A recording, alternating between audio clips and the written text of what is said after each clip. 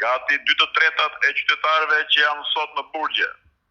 janë të paraburgosur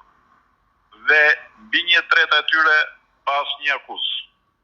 Nëse mesatarja në vendet e Bashkimit Evropian është 22-25% e totalit të popullsisë në burgje, në Shqipëri kjo mesatare është gati 3 herë më lartë, duke sjellë një mbipopullim të theksuar dhe kushte skandaloze.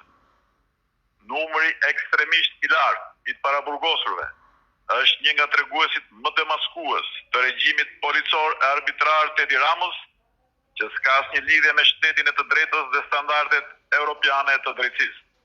Ky numër kaq i lartë i të paraburgosurve në Shqipëri dëshmon abuzimin e hapur me paraburgimin që përdoret si mjet penal përpara se të ketë vendim gjykate,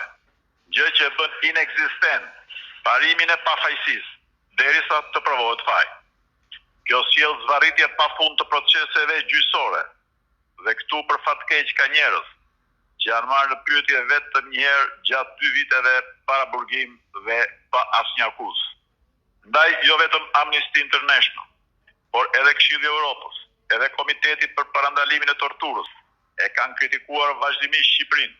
për situatën e rëndë në burgje, për mungesën